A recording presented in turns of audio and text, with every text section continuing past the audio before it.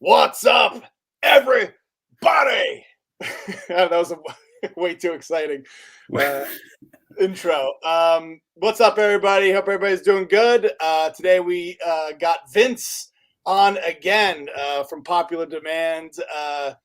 Vince, welcome back to the Silverkackify show. This time we're doing it live.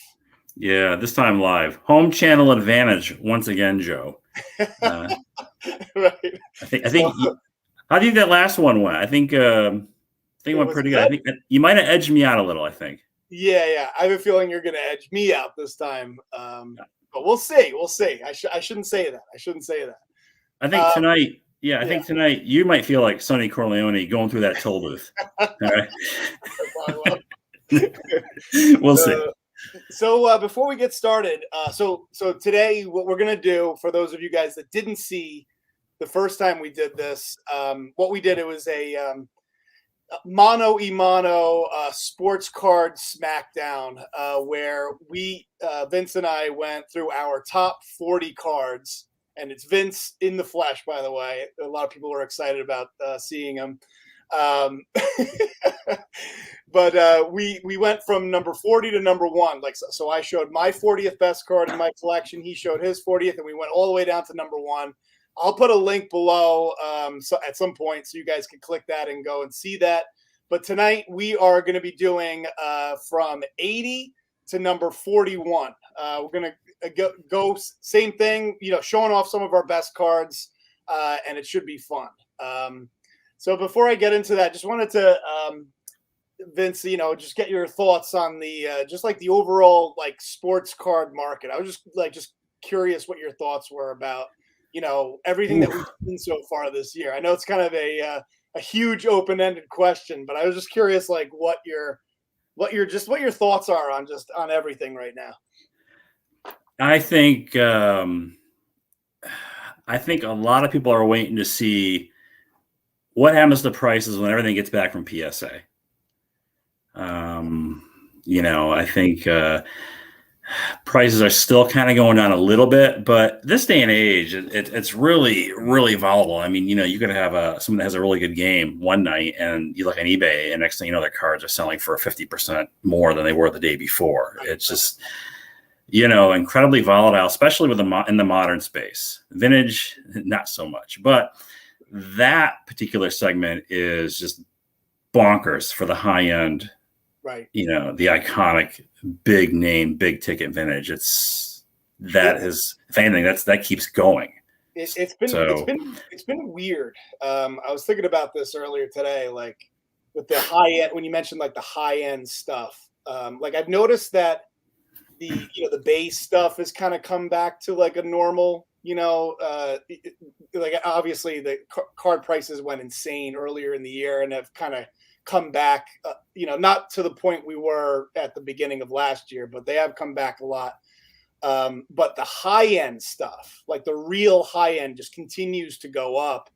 But one thing that, I'm not surprised by that. That was something that, I've been kind of saying that, that 0.5%, that real small group of really important cards will just continue to go up in value. What I've been surprised about though was some of the modern stuff, the way it's for example, I was looking at Golden Auctions. They did an auction recently, and there was a LeBron James exquisite that went for $2.5 million. There was a Logo Man 1 of 1 with Zion Williamson and LeBron James, and you would think that card would be I know it's a Logo Man, but it was authentic. It wasn't even LeBron's rookie card. Zion's not really been tearing it up or anything, but it was PSA authentic. It wasn't PSA 10. It was just authentic, and it went for $200,000. I don't know. I don't. For the first time in a long time, I feel I don't get what's going on with the real high end stuff. I would think that the 52 tops Mantle would go crazy. The maybe some of the high end vintage basketball Lou Alcindor or Michael Jordan or Jim Brown in football, those types of cards. If those cards went crazy, I would understand. But I don't understand some of this maybe it's just me, but like the Logo Man auto, cards of Kevin Durant going for like $2 million because it has a Logo Man on it. I don't get it. And it's been weird. It's been weird to see. I don't know if you feel the same way, but I don't get it. Yeah, I think a lot of what you're talking about, I think a lot of these sales are to people that weren't in the hobby 5 years ago. Right. Yes. Absolutely. You know what I'm saying? Yeah, they're coming in, they're seeing what's going on. Some of them have very deep pockets and the irrational exuberance and wanting to own the best, or in their mind, the best of what's out there. They're throwing crazy money. I looked at, I want a 34 Gaudy Lou Gehrig card number 61. I've had it in my watch list forever. And now when I get these notifications, it's like I don't even bother. I look at the Yahoo notification, and the price is just right off, like PSA ones for almost 10 grand. It's like, forget it. I should stop even subscribing to these email notifications, because the price for some of these vintage cards, and people are paying it. But again, I think it's newer people to the hobby that are just looking to capitalize on the, right. What's going on here. So yeah. But it's interesting that they're all kind of putting I don't know where all this money's coming from, but it's all going into the real high end stuff. By the way, the cool thing, the fact that we're live, we could actually read some comments. So Jared says hi. Joe says, when Yanks fan leans in, he has blue Dune eyes. I just got back from Arrakis. No, actually, I just saw that on HBO Max a couple weeks ago. It was pretty good. Is it a reference to a show? Yeah, it's a movie. It's a movie that just came out. Dune, science fiction. No, yeah. Gotcha. Jason says, "What's up? What's up?" 25 Perez TTM says, "Hi everyone. It's my cousin John Paul. What's up, man? How you doing?" Anthony Volpe had a great year in the minors. Yes, he did. Yes, he did. Anthony Volpe cards? So apparently you didn't watch my last video. Oh, I did. Oh, yeah, that's right. You did. No, I saw that. I forgot. What did you get? Did you get an auto? Did you get the auto? So I bought the Bowman Chrome auto back in June for $35. A refractor, I think, too. I think it's a refractor. Maybe it's just Bowman Chrome. And then I got the CSG 9.5, which I was looking for some value. That's right. CSG. Lowering my standards a little bit. And I kind of like the slabs. So. Well, it was a good call on the Volpe if you bought it a couple months ago. Yeah, I bought it, the raw copy. Yeah. And then the Peraza is another good one. And we'll see. All right. See. Yeah. Usually it's a good investment until they actually make it their way to the. Yeah, Jesus Montero was a good investment too at one time, right? So exactly. So. Baseball Brownie says, looking forward to seeing these grading companies to come back down with bulk submissions. BGS has my cards for a year now. I have an order with PSA for over a year now, so I know the feeling. BF Golf says, "What's up? Nice, the head of the table, and our tribal chief is live." BF Golf says hi. Let's see. I'm just trying to get through the comments. Yankees getting Seeger or Correa? What do you think, Vince? If they're going to get one of the two, they're going to get Seeger. I don't think they'll let Correa in that clubhouse after the. Oh yeah, I know. Right. I don't even know. I guess he made some comments. I didn't even really read what the comments were. Yeah, plus he's he's a cheater and all that goes along with it. And right. I honestly hope they don't get either one. I hope they just kind of develop from within and just find they don't need. I don't know. Seeger probably. Okay. We'll see. Well, yeah, we'll see. That I think that would be awesome to get Seeger. Mm. He's pretty good. Not bad. I'll take it. Mike says that Joe never watches his videos either. So CSG, BF Golf says CSG is going to redo their flip. So okay. I don't know. That's probably good. I don't really like their flip. Do you like their flip? What do you think of the? It's polarizing. I like it. I just like who's behind the company more than anything. CSG is owned by the same group that does CGC Comics and also Coin. So they're not like one of these guys you have to worry about disappearing because they're not going to last. They're going to be around for a while. So it remains to be seen, what the prices do for them and their slabs. I like the flip with the subgrades only. Without the subgrades, absolutely not. That's my opinion on the flip. Gotcha. So, yeah, I've been like sticking to like the main three. I have considered if I was going to branch out, it would be HGA, I think. I know I'd stay far away, but that's to each their own. I guess I like the slab a little bit. It's really weird, but I kind of dig it a little bit. A little bit. All right, so should we get started? We should get into our. We got 40 cards each to go through, so might as well get started. Let's get started. All right. So you want to do it lead off again with number 80? Yeah, I'm interested to see what your reaction is when I show this at number 80. Might set the tone for the rest of the night. Yeah, I'm already kind of scared. So. All right, here we go. You ready? Yeah. Wow, Walter Payton, near mid-8. Wow. You have this card, don't you? I do, and I'm pretty sure it's pretty much further down my list than at number 80. And a PSA 8? PSA. That's your 80th best card. That's pretty impressive. Awesome. According to my Excel file, it's number 80. So damn. All right, so obviously I'm not going to be able to compete with that. For me, my number 80th card is the Roger Maris rookie. This is a card that I got at White Plains, New York. Got it ungraded. It looked like an 8 when I got it. It still looks like an 8, but apparently PSA did not agree. They thought it was a PSA 4. But still a cool, awesome card. Not probably not the value of a Walter Payton PSA 8, but look at that. Does that look like a 4 too? You might have a wrinkle or something there that you didn't pick up. It's the only way to explain when a card looks, that sharp, and then it's there's something you missed that's drops it down technically. But definitely. Again, it's one where the IPL transcends the technical grade assigned to it, right? So, okay. Up next for me is 1971 Topps Thurman Munson 7.5. Oh, that's awesome. That's a beauty. I have a Munson. It didn't make my top 80. So now I'm starting to feel confident again. My Munson didn't make it. Although I don't think it was as high of a grade. I think mine have been a 7, but it didn't make the cut for some reason. I don't know why. Great card. Classic. I think I need to reassess my my top 80. How do you keep your Excel going? Do you just look up eBay comps? Oh my gosh, yeah, it's tedious, and sometimes I just go down the rabbit hole. I'll start doing a couple, and I'm just sitting there, and I start doing more and more, and I date it when I enter the data. I'll put November, September, whatever, the month.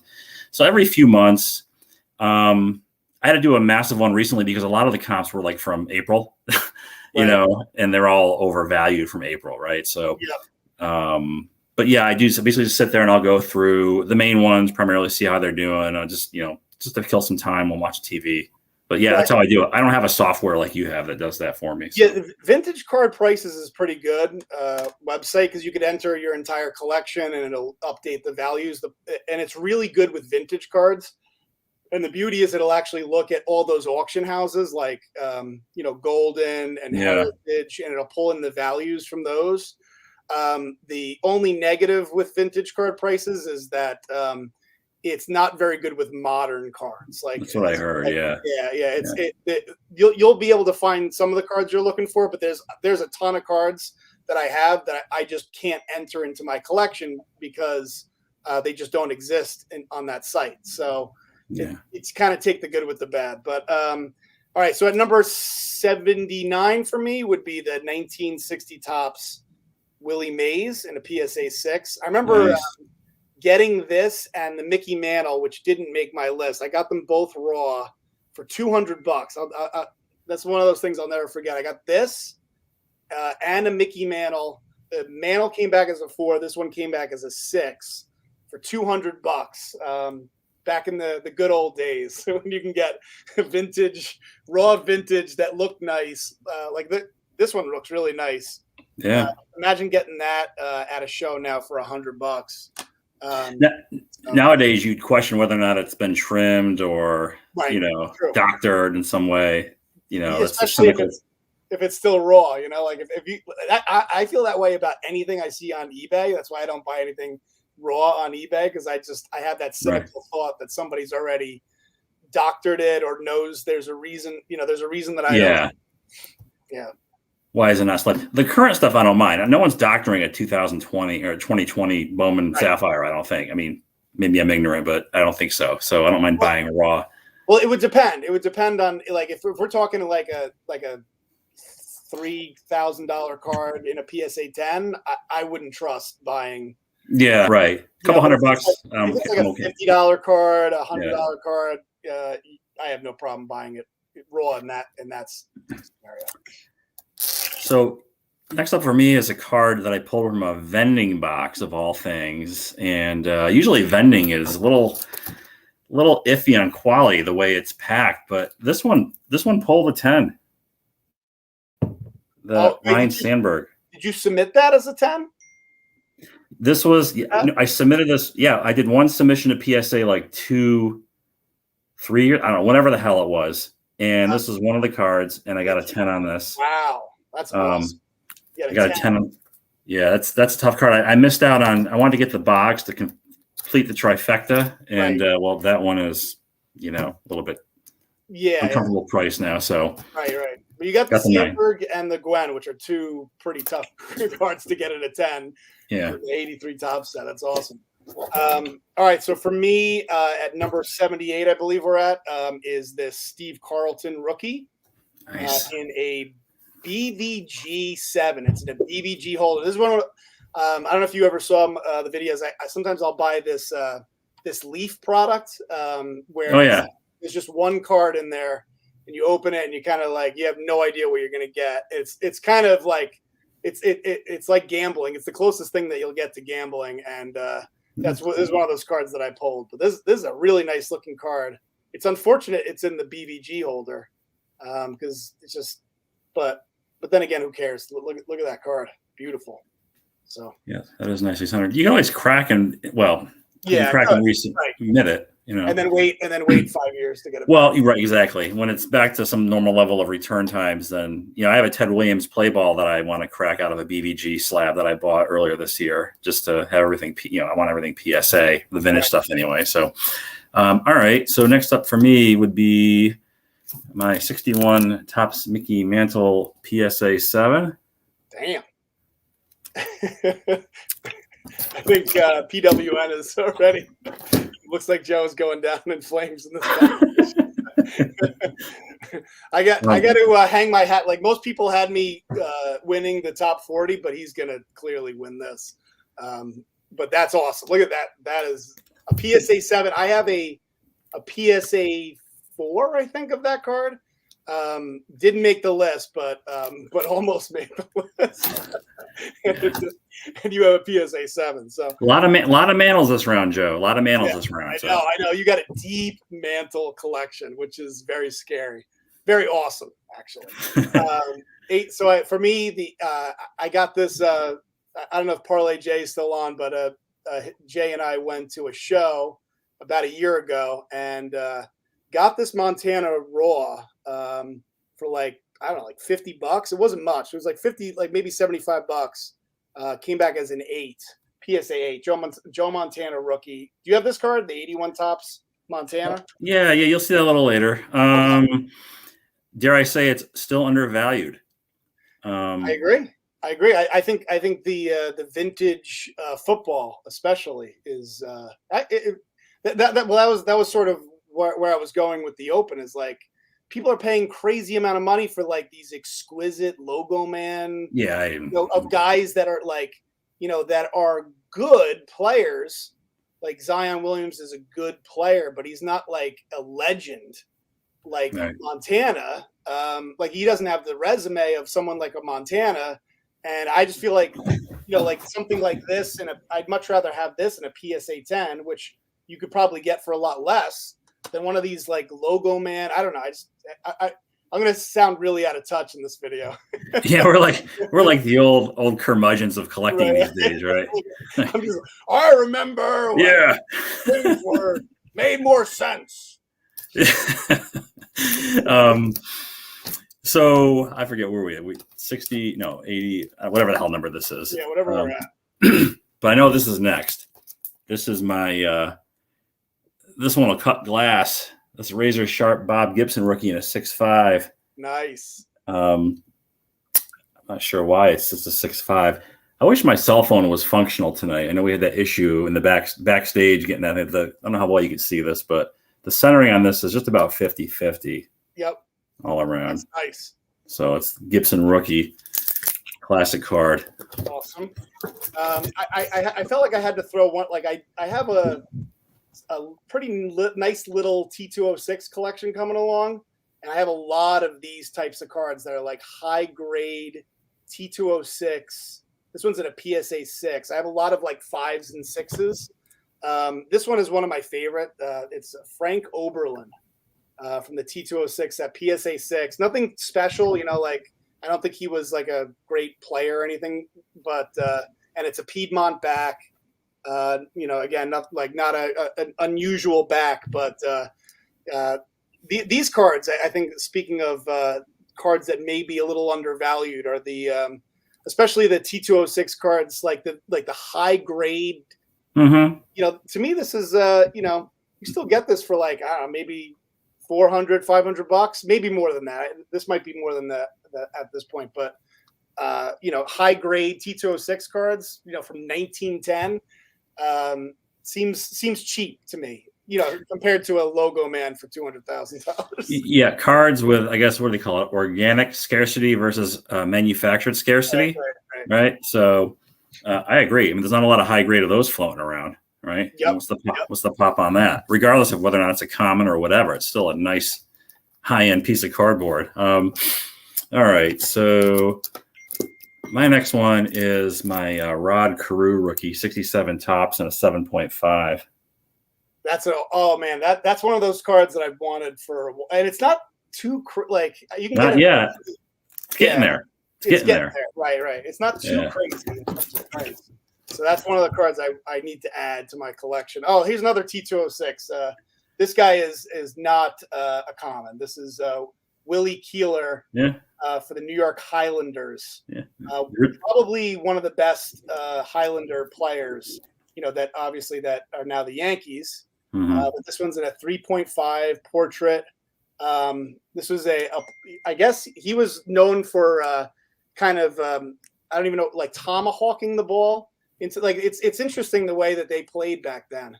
But they would play for the single. So they would hit the ball into the ground and try to leg out a single.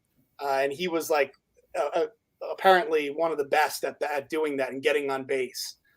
So Wee Keeler, this nice looking card too, right? I don't know. Is the light? I'm trying to get this. Is that thing okay? Whatever. My head's big enough to block it out. All right. So I'm up to somewhat of a beater, but a nice one. Oops. Hold on a second. It is my. I don't know if you have this card or not. 48 leaf Joe DiMaggio, PSA 2. I do not own that card. Yeah. So I don't know. Like, what do you think about, like, do you like that card or so? I'm not crazy about 48 leaf. I'm just yeah. I know that the Jackie Robinson has really gone in crazy, but that's not happening for me, unfortunately. Whatever, but no, I do like. There's very few of these I like. I do like this one. Centering is a bitch on these cards. This one's about 65-35, and it's just almost as good as you're going to see. Right. I bought this one because I think it was, this is a long time ago, Joe. This was like over 10 years ago. This might have been $400, back then. Mm-hmm. His other Joe D cards were much more expensive. So I think just for affordability, I went with that. I wanted for Joe DiMaggio. I think that was the most economical one at the time. That was like his playing years, So I mean, it's you own a Joe DiMaggio from 48. That's pretty awesome. Like, you can't go wrong there. No. All right, so this is, I don't know if you own this one. This is the 1981 Donnie baseball. So this is 81. 81 Nashville Sounds. That's the team he played for in the minor leagues in a PSA 10. You can see here the Arby's underneath. I love these types of cards. And here's the back, by the way. America's roast beef goes. I give it. Oh, roast beef. Yes, sir. Are really cool. 1981, 3 years before his rookie card, obviously, and I think this is his first minor league card, which is why very first card. I made the mistake. I have his 82 Columbus Clippers T card, and I thought that was his first card and I was wrong. It's that one that you have. So I have his AAA card when he played for Columbus in 82. Yeah, that one I think is actually a little bit more desired. Actually, is the 82? Yeah, because he's with the Columbus Clippers there. I guess that maybe that's right.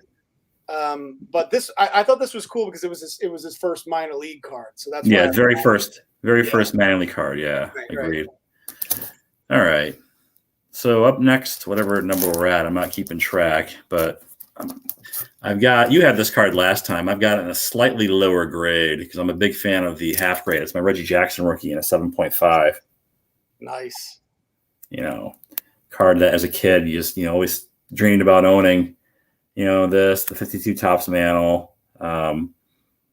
How's the color on that? Is it just the glare or like? Yeah, it's the glare, and it's just the resolution of this 3-year-old laptop camera that I'm using. Right, so color's good, really nice. Okay, all right, because it looked a little faded there, but I can't tell if it's the camera or.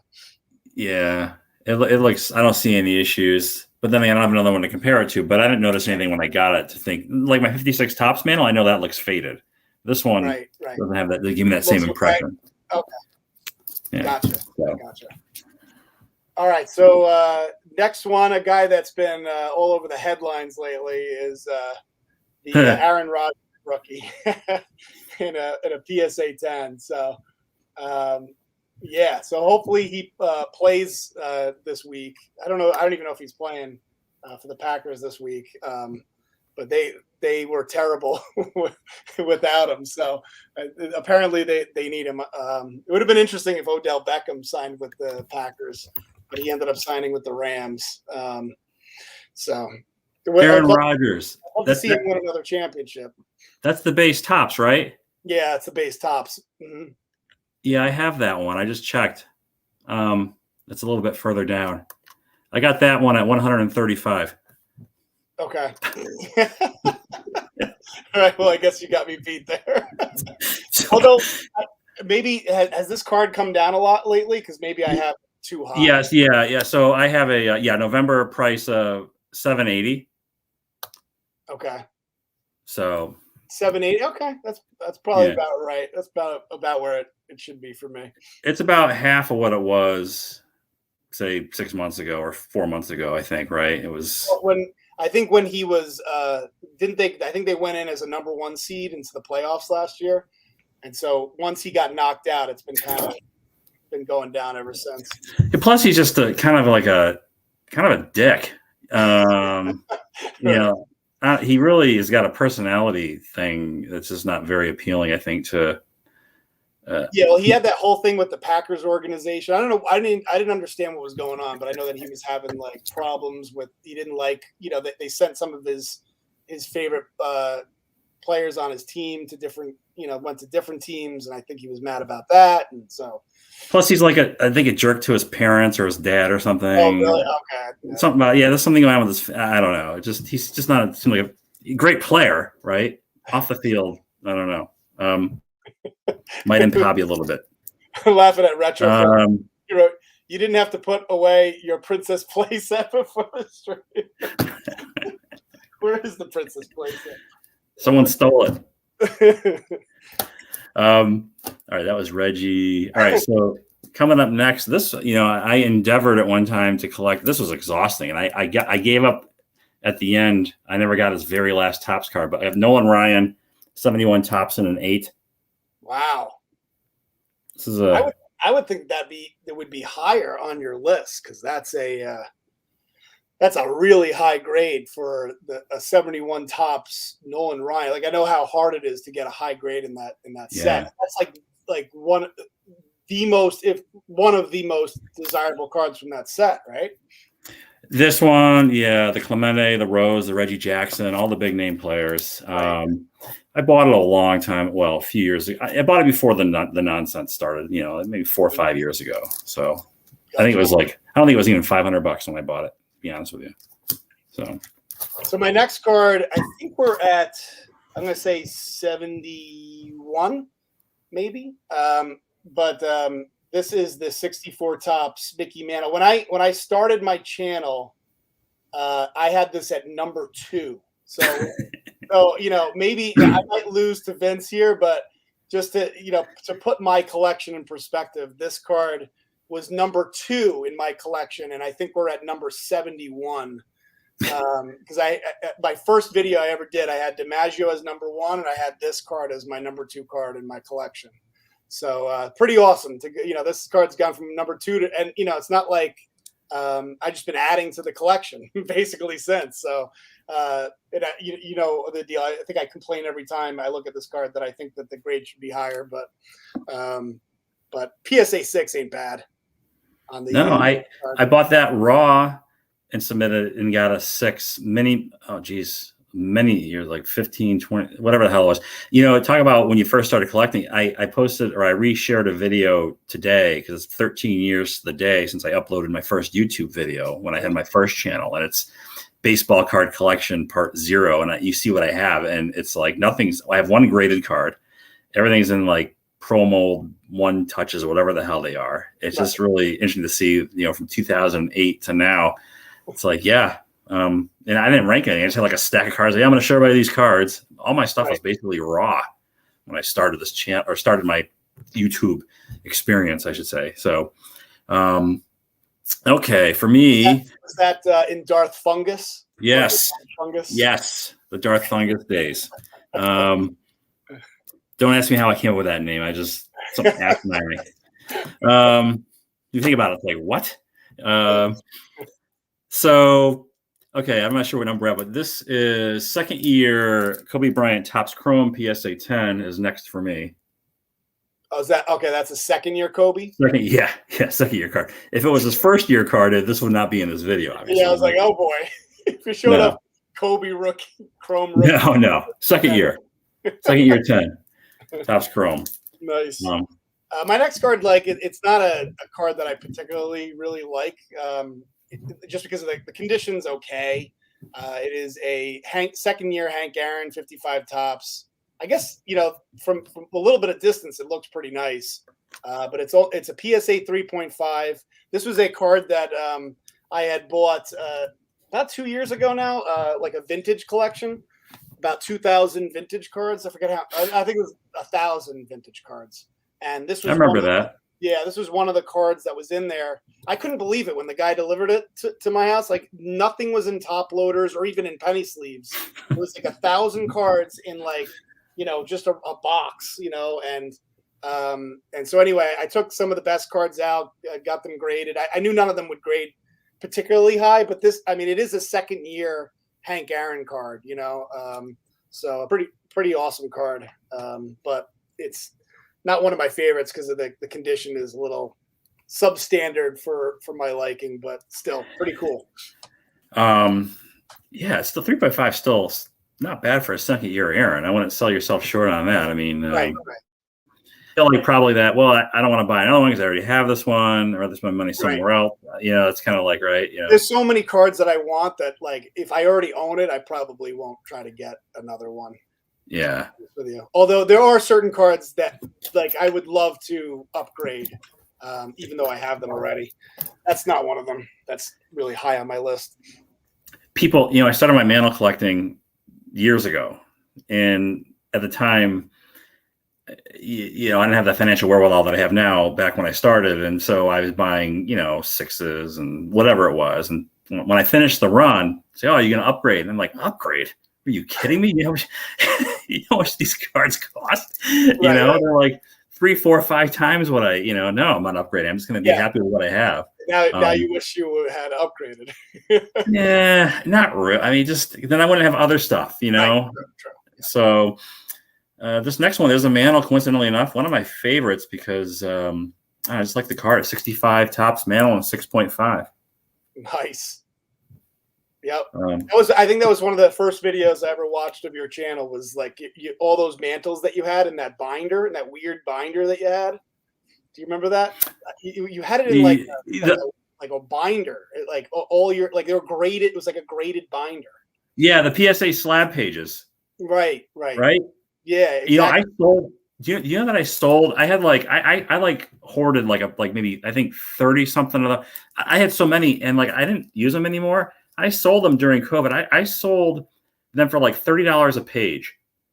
I mean, I basically got over $1,000 for selling those slab pages that I once had. And wow. Actually, I think somebody has a knockoff now that's just those are Ultra Pro. But now I think there's one that if you want that sort of setup, you can buy them, like some other company that makes them. So that was like I got somebody who didn't know, and yeah, I took my money and ran. That's awesome. All right, so the next card, this is a Tom Seever. It is a PSA 9 OC. So I don't know, like now that I think I don't know if it should be this high on the list, but it is a 69 tops. I believe this is like a third year Seever. Third. Nine. I was so happy. I remember getting this, because I got this at a show, submitted it, and you know how you're looking at the grades, and I was like, PSA 9, and then I was like, shit. It was like, dude. I don't know. Would you rather have that? You rather have a 9 OC or that in a 7? It's probably a 7, right? I'd rather have a 9 OC. Yeah. I'd rather have a 9 OC. I know, like a lot of people will take it down 2 grades, but something about having it in 9. I'd rather have it in a 9 OC than a 7. Yeah, the 9 reflects the condition of the card overall, outside of the centering issue, right? So that was why I bought it. Like clearly, like anybody with that, any type of vision would be able to see that that's clearly off center. But besides that, this was like, I think you said that earlier about like it's like razor sharp. The edges. It was so good in all other facets that I was like, okay, I gotta get it. So there's no PSA 10 OC, right? There's no qualifiers on a 10, right? No. I'm kidding, Joe. I know. All right. Up next for me is here's a guy that, it's a little bit morbid, but I mean, he's kind of close to end of life. And when that transpires, I think people will start respecting or appreciating maybe his stuff a little bit more. 54 tops and a 6 Mays. Nice. Got this that's okay. PSA 6. Yeah, it's not bad. Yeah, 6. No EXMT. So. Oh God, I'm about to look at my next card that I have. Is like, oh God, I should have gone with a better card to match your Willie Mays. So at least for whatever I have, one of my favorite cards, the Bo Jackson Tiffany, in a PSA 10. Yeah, this is one of my favorite cards. I think I was on Diamondback Sports and with Mike, and we did our favorite 80s cards. And I had this as I had to mention this as one of my favorite cards of the 80s. I don't know if you have a favorite card from the 80s, but this has got to be top 2 or 3 for me. From the 80s, probably 85 tops Dwight Gooden. By the way, it's Diamond Yard Sports Cards. Diamond Yard Sports Cards. Yeah, that's okay. One time he tried to talk about me. He said, yeah, New York's Fan 7. I'm like, who the hell is New York's Fan 7? I still get Mike's channel wrong. I think it's Baseball Collector. I think I called it Baseball Card Collector. Anyway, I mess up names of channels all the time. My name's always getting messed up, which is fine, But no, to answer your question, I think 85 tops Dwight Gooden just probably for me is that I remember Pack pulling that, thinking it was a big deal. It was worth $3, and the little price guide that was out at the time. Oh yeah. But 87, yeah, I was actually looking at that Bo Jackson. I like that Bo Jackson a lot too. Yeah. The old school Beckett's. Yeah. I was looking at this the other day. Let's see, who's you remember this? The hot and cold lists? Yeah, is Matt Noakes on that one?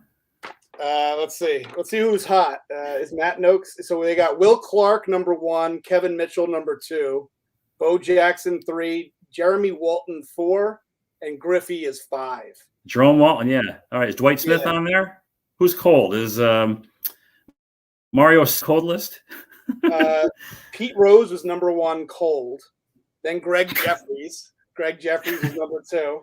Canseco was 3. Sheffield's Chris Sabo. Matt Noakes was on the cold list. He's number 6. Matt Noakes. All right. So do you know what number we're on, Joe? Like, what number is this? We are, I think we're at like 68 or 67, somewhere around there. Yeah, hold on a second. Let me just bother me. Redo this. What's in the background? Number 60, 71, 70. Bleachers? Number 70? Yeah. Right? I think I'm further. No, I'm sorry. No, you're right. It's 60. I don't know what the hell this is. What number did you say it was? Like we're at like 67 or 68, somewhere around there. Yeah. All right. I think it's 1. Well, fuck it. This is so I got a bunch of these. They're bunched up on the spreadsheet, so it's kind of like throwing out 63 tops Mantle, 6.5. This is just another 6.5. Yeah, 63 tops. 6.5 Mickey Mantle. What year is that? That's 63. 3. Right. 63. Yeah. Looking for value in those half grades. Yeah. I don't have like any 63 tops cards. For me, 56 tops. This is a card that I just picked up pretty recently. Love this card. Let's see. It's a PSA 5 of the 55 tops Clemente. And as you know, I love the centering. For me is everything for me with vintage. And unless it's like that Tom Seever where everything else is perfect. But look at the centering on this. I think is pretty. The eye appeal in general. Beautiful card that I just picked up. I just picked that up like maybe 3 months ago. So, I remember that. If you guys go to shows, there's still some stuff left. Not much. You have to like really dig to find something like that. But there's still some. You go to shows. There's still some good stuff that you'll see out every once in a while. Yeah, I'm thinking. I haven't been to a show in almost 35 years. I told the story. I think it was in Schenectady, New York, in '87. Joe DiMaggio was there. I saw him. He was signing for like $7. All right. Mm-hmm. But I wanted to spend my money on 87 tops rack packs with a guaranteed Mattingly that this guy was selling out of a bin, And then I think I bought a Tops All-Star Burger King All-Star set, panel set or whatever. It was total misuse of fun. I should have got Joe DiMaggio's autograph. $7. That's what it was. All right. So we are moving on to another Mickey Mantle. This is my 57. Do you have this one? This is a 6. That's a 6? Yeah. Yeah, I guess that's pretty good. Hard to find. It took me a while to find one that I was happy with the centering on. Even this one isn't perfect, but a lot of these are off-centered. At least that's what I find. It's got a little snow on it. Yeah, it's a 6. It's not like it's undergraded, not overgraded. I got the next Mickey Mantle right here. Aaron Judge, Sapphire. The next Mickey Mantle. I hope he stays. That guy that's a big guy right there, and I hope he just could stay on the field. Has another year like this year, he'll be. He's in the running for MVP. I think. Maybe not. Is he a finalist? I don't know. It was Ohtani, Vlad, and I don't think it was Judge. It was somebody else. Yeah, he. I think the yoga might have helped him in the offseason last year. Him and Stanton were doing yoga, and maybe it helps Stanton too. I mean, these are absolutely big guys. You got to stay limber. All right, where are we? Did I do this one? I did this. Okay, so for me, the next one up is going to be 2000 Topps Chrome Miguel Cabrera PSA 10 Topps Chrome traded. Oh, nice. Yeah, I missed the boat on that one. I was pretty close to pulling the trigger on a Miguel Cabrera a couple of times, and I don't know why I didn't get it, but now like I feel like people finally caught up to like, oh, Miguel Cabrera, maybe we should, get his Chrome card. So that's an awesome card. 53 Topps Satchel Paige in a BVG 4. This is one of those things where I was just like, it looked nice in the 4. What do you think of this card? The Satchel Paige. Do you have any Satchel Paige cards? No, that's his only Topps card. That's a great card. I've looked at that, in passing. I would like to own a Satchel Paige. I was on the hunt for the 49 Bowman, the green background, and like a 4-ish range back when you can get a 4 for under 2. Right. Not anymore. Yeah. Right. But yeah, no, I do not. And I wanted to own one, and I don't know if I ever will. And if I do, it had to be something like that, being the most recent card of his, right? Right. From his playing years. Yep. So, all right. So for me, as a recent pickup, I guess a few months ago, I think I had the only comp on this because there are no 6.5 comps.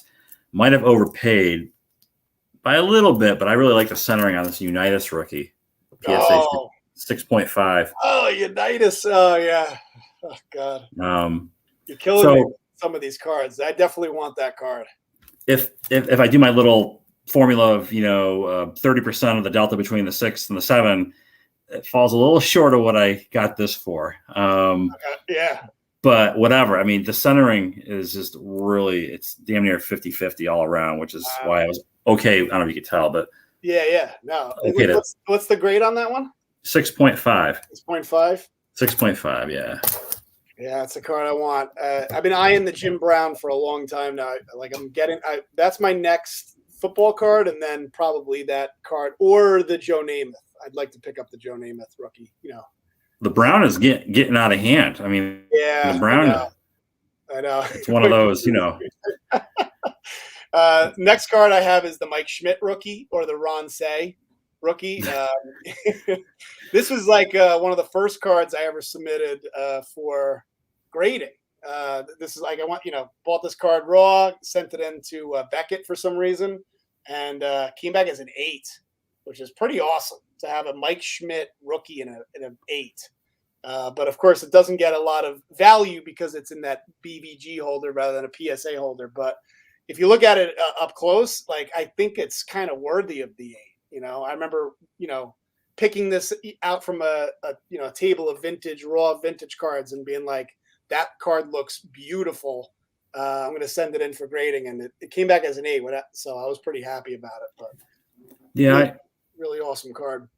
I have one of those like you. Yeah, I'm looking at the comments here. Somebody said, "Are you Yanks fans psyched to steal Matt Olson from the A's?" And so coincidentally, I just snuck in and picked up a 2013 Bowman Chrome auto of him in PSA 10. Nice.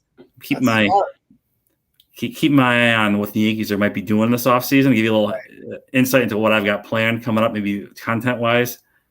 So yeah, that's a little insider sort of news. I picked up his Chrome auto rookie in a 10 last week. Tom's asking about the Walter Payton. You already showed your Walter Payton rookie. I guess Tom came in late.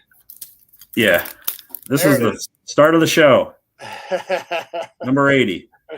Although I think mine's coming. It's just yours is on the way. Okay, so next after the Johnny Unitas for me is a card that's probably, I don't know, this has got somewhat of a reduced print run, I think. I don't know what the number is, but it's my Acuna, just the bat down. Oh, 10. Nice. Yeah, right. Yeah. Pretty popular card. This one really took off. It sure did. Ridiculous. It was ridiculous. But it's kept up. It's kept up its value. Yeah. Despite all that, I realize that it's come down a little bit, but like the Sapphire, I own that one, and that I'm still surprised at how much that goes for. Considering he was hurt and his cards went up because the Atlanta Braves won a World Series without him. They didn't need him. Yeah. And his cards have been going up. 1997, Tim Duncan. I This is it says Topps on there, but it is the Chrome, the Topps Chrome. Tim Duncan in a PSA 10. He'll definitely be going down as one of the most underappreciated or whatever, however you want to say. Yeah, absolutely. He was a dominant force for the Spurs. And I don't how many championships did they win? Like 3 championships or something like that, maybe more than that. If I recall, there was some crazy luck. I think San Antonio, they had won the championship, then they had a really bad year. Mm-hmm. And then they somehow won the lottery for the first pick in that draft. Like they had the least amount of odds of getting the number 1 pick, and they got it. And they took Duncan, and they ended up winning again. It was like crazy good luck for San Antonio. Whenever, like 1996, 7, whatever that is, right? So that I kind of remember. What was I going to say? I forget. Shit. Well, this is an example of a card that. Man, if you had bought this card at the peak, you lost your shirt. Yeah. No. Because I bought this card, the card had gone down like this, and I bought it like down here, and it still kept going down. So who knows where? Like I assume it'll make his way back up. But man, oh man, if you bought that card at its peak, like when right before he was about to get inducted into the Hall of Fame, woo boy. It was a $3,000 card, I think. Right. Oh, yeah. Yeah. Wow. That's crazy. And I think it's now at like, I don't know, $700 maybe. Is that what it is now? Wow. Something like that. Yeah. 5 championships for Duncan. Thank you. Thank you, Wesley. Wow. That's a good buy. $700 for that. Something like that. I might be making that up. I know you like this next card. I have it in a 4.5. Mickey Mantle Red Heart. Oh, yes. Damn. Yeah, you're just showing all these cards that I want. Although I feel like you did that the first time. Hey, you want a lot of my cards, huh? Yeah, I do. Where are you? I can't tell. Not that far away from you. So there's that. That's awesome. All right, so my next card, whatever number we're at, the 84 Fleer Donnie Baseball in a PSA 10. Do you have this card in a PSA 10? I have it in a 9. 9, yeah. Yeah. You don't have any Mattingly rookie in a 10? No, I do. I have his base Topps in a 10. Oh, you have the base Topps. Okay. Yeah. Didn't make this list. Got it. Yep. So next up is a really interesting card that I picked up.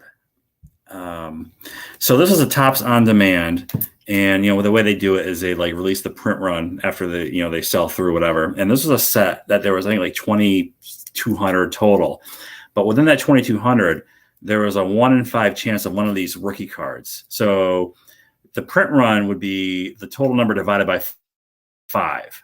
Okay. And so this is a on demand Juan Soto and Ronald Acuna 78 Topps rookies card. Wow, that's cool. So very low print run, low pop. Just out of curiosity, who are the other 2 guys on there? Actually, not bad. Verdugo and Dustin Fowler. Wow, nice. Yeah, this is a good. So this one I comp the last sale. This is like around 2, and that's just basically Acuna hasn't really played, but there's another good one in this set. Not as good as this one, but it features Ohtani and Walker Buehler as 2 of the 4 guys. Gotcha. So just an online, on demand, random. How much did you pay for it for that card? $120. Wow. Whew. Yeah. It's so cool because it's got Acuna and Soto. Right. That's why I like it. I also like the retro. I like the retro stuff, Right. So. Oh, I like that. All right. So 1966 Topps Willie Mays in a PSA 7. Again, same story. Like one of my favorite things to do at shows is to just look at the tables with vintage cards, see if there's some value. I can get it. See if I can find a really nice, sharp looking card. And so I bought this ungraded and submitted it. I think I paid for it like it was a PSA 6. The guy's like, it'll probably get a 6. So I paid like around, less obviously than what a 6 would be. But came back as a 7. I actually thought it might grade a little bit higher than a 6. So I was definitely happy of getting a 7 on that card. How long ago was that you graded that? This was maybe like 2.5 years ago. Oh, so recently. Okay. Yeah, all right. pretty recent. You know, there's still like if you go to shows, there's still every once in a while a table that'll have some good vintage. Willie Mays is kind of tougher to find, but like some of the semi stars, a lot of times you could find some like high grade stuff still, and then get it graded.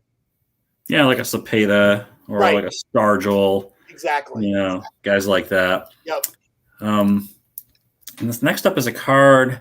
I like this card a lot. It's not a rookie. Tom Brady had very few rookie cards. He had even less cards from 2001, but 2002 he had a ton of cards. So this is 2002 Bowman's best Tom Brady in a PSA 10. I just really like the way this card looks. Great looking Brady. Yeah, I mean, you can't go wrong with we talked about this at the last video. I'd be collecting as many Brady cards as you could possibly grab at this point, because it's just a matter of time before people remember that run up that we had with Michael Jordan cards, like second year cards, fourth year cards. They were just going insane, and it's just a matter of time before that happens. Like eventually, you guys know like the ebbs and flows of collecting, and just eventually people will for whatever reason will focus back on Brady, and all of his like third year, fourth year, fifth year, all that stuff is going to go nuts at some point. But you got to be smart enough to sell when it does that.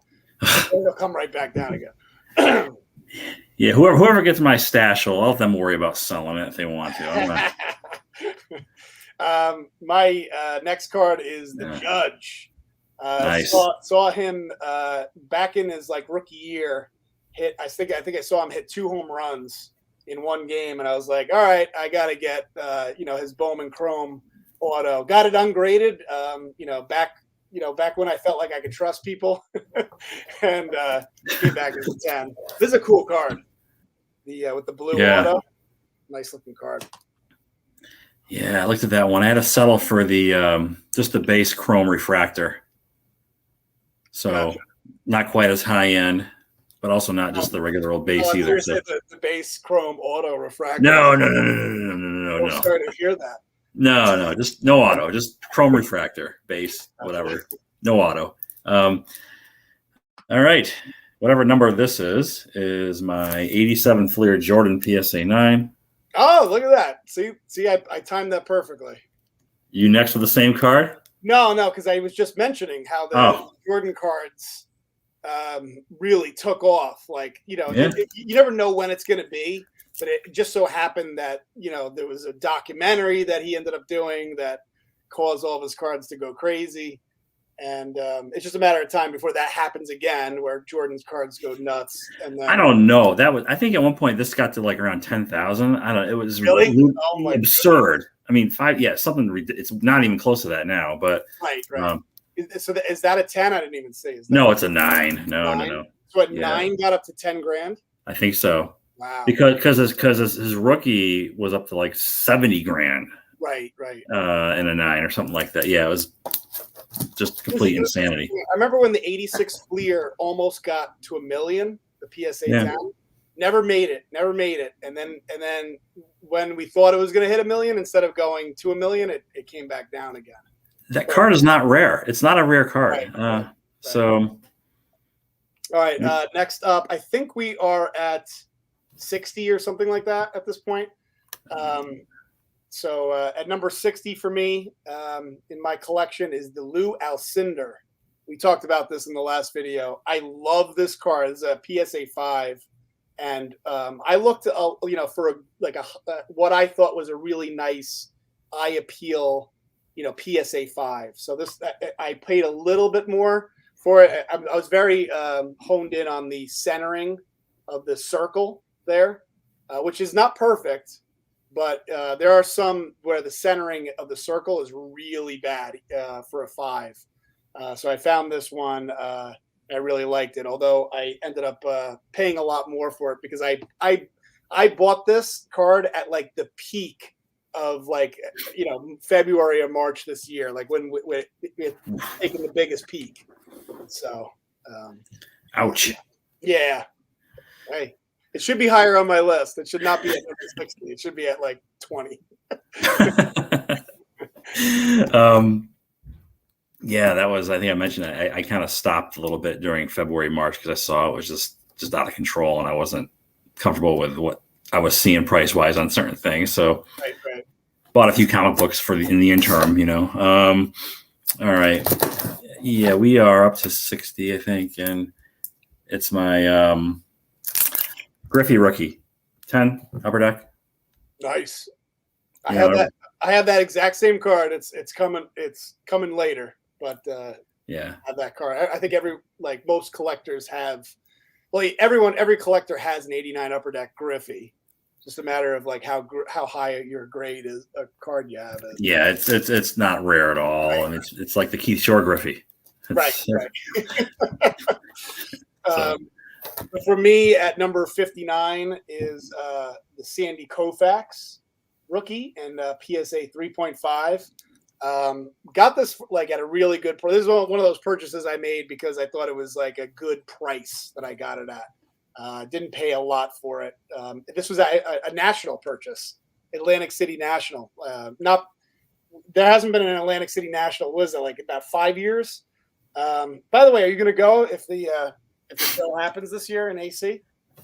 Well, I'll say this much: in case I want to go, I already booked the hotel room placeholder. Nice. Okay. Awesome. So I can always cancel it. Right. But I figured I'll book it in case I want to head on down. I can go down and come back in the same day. I just, I don't think that'd be. But we'll see. Okay. All right. Well, if you show up, I'll be there because I'm definitely going to the one. I mean, it's right down the street. I gotta go. Now everybody knows. Well, I was actually going to go and just like kind of like mix in and say, oh yeah, hey, I reckon, I don't have a channel, and I'm just kind of here, just kind of be incognito. Right. But now the cat's out of the bag, so that won't work. All right, so we are where we are here. Especially now that they see that you have a better collection than I do, I think you'll start to get some more subscribers. Oh God, subscribers! Hey, by the way, my hottest video on my channel is for the last month is my wallet video. Your wallet video? I was laughing. Yeah, I don't know. I don't know if Filmington's still on, but he's got that video where he did with his hair.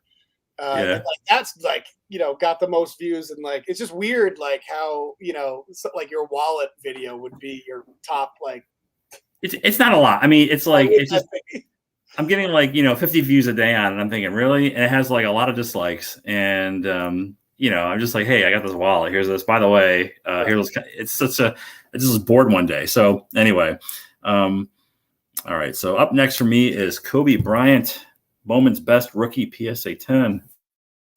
Nice. Really nice card. Not a refractor. Those are really insane. Right. I think Rated Rookie has a refractor 10. He's got some crazy refractor stuff in his collection. So it's Kobe. Can't imagine.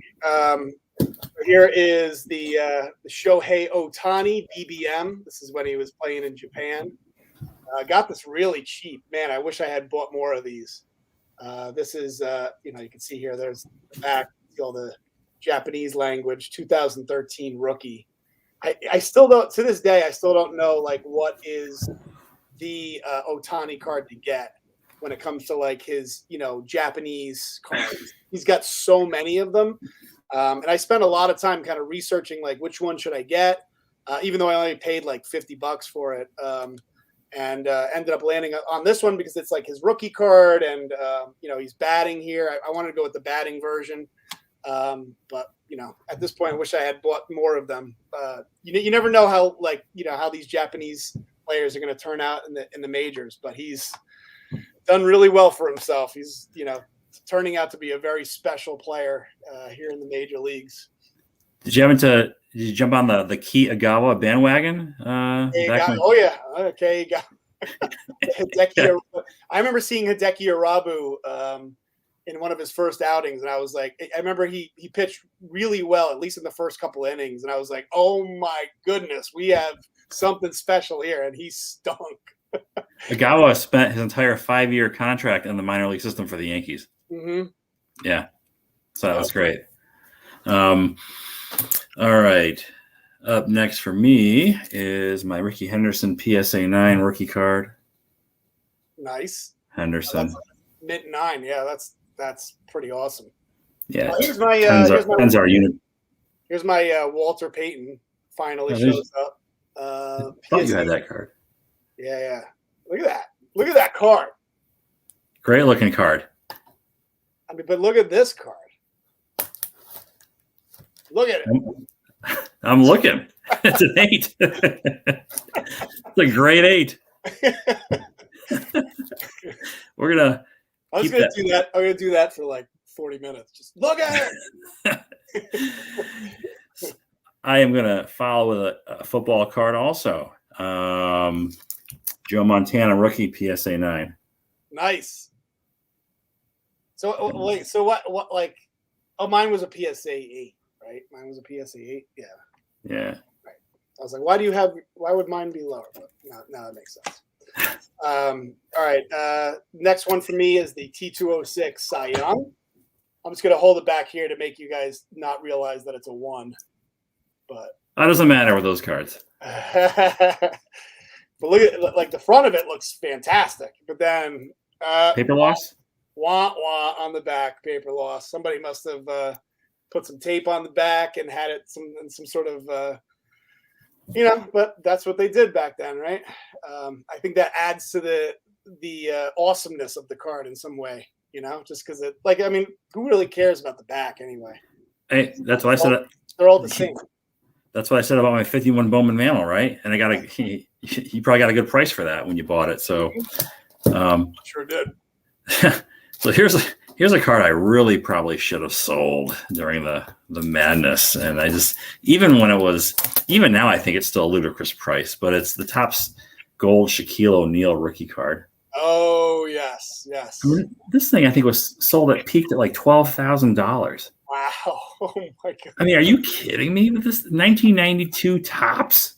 Right. I mean, I know it's gold, but it's not numbered gold like the current golds are numbered to the year of issue. This is who knows how many. I don't know, probably a lot more than 1,992 of them.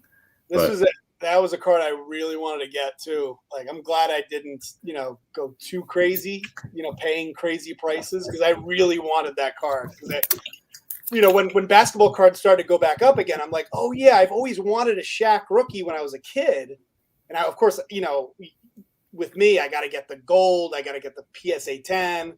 And I almost so I guess I lucked out on that one. I bought it for $90. Well, that's really lucking out.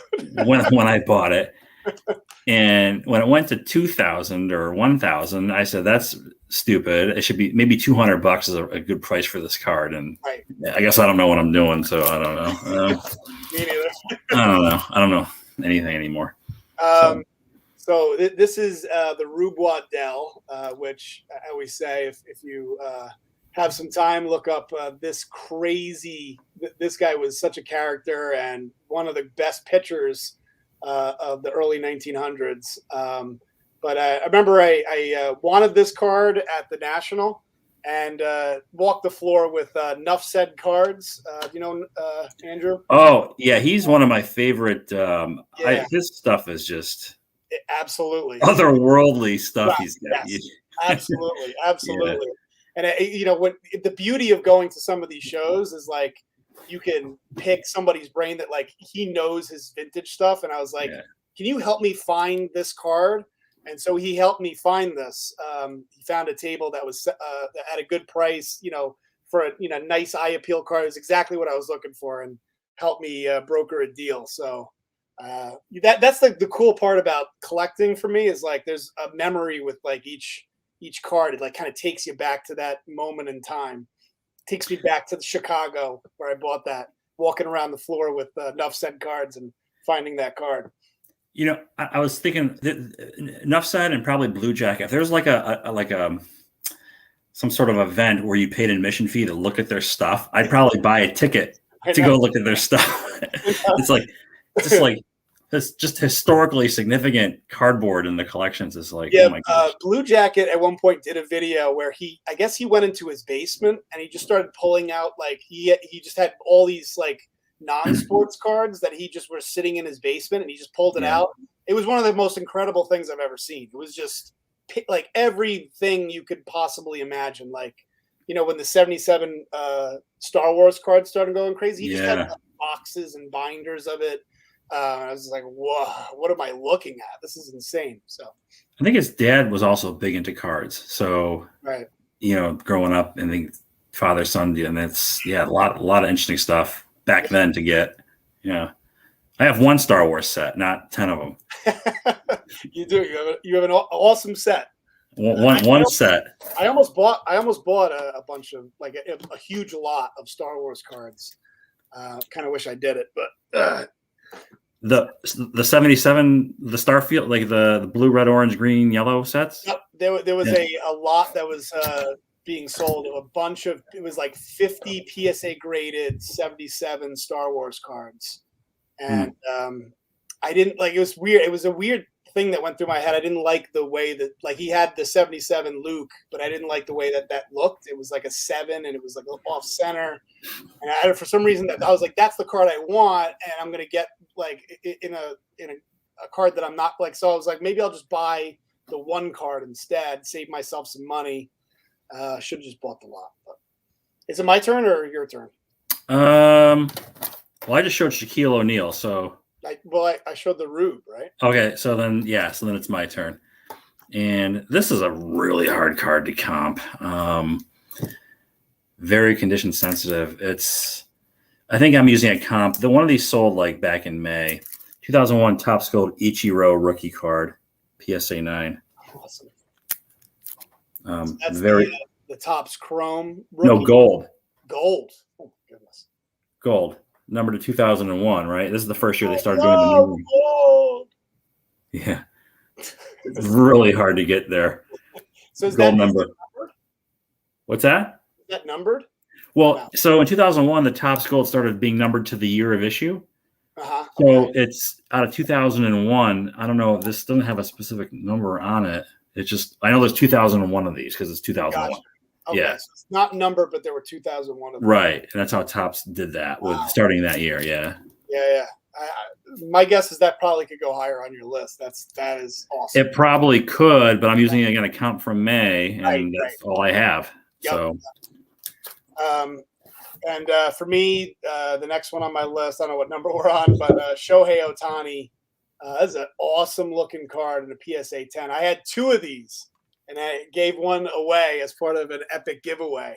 But I still have one. So, and I remember I bought both of them ungraded. Back to my strategy: you buy it ungraded, you pay a lot less. You get it, and a lot of these modern cards, like you can usually get them ungraded on eBay. And I bought 2 of them, sent them both in, both got PSA 10s.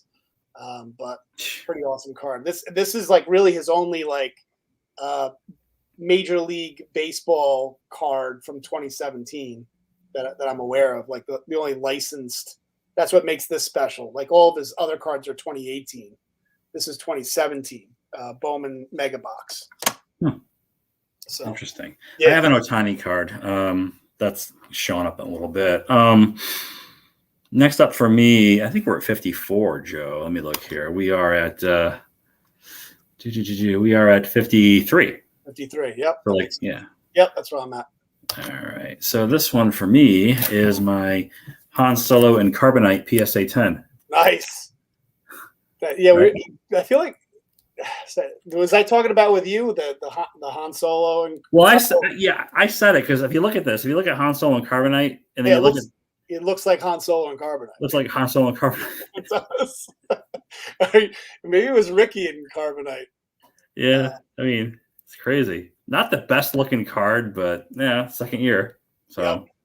Yep. And 81 Topps, tough and high grade, without a doubt.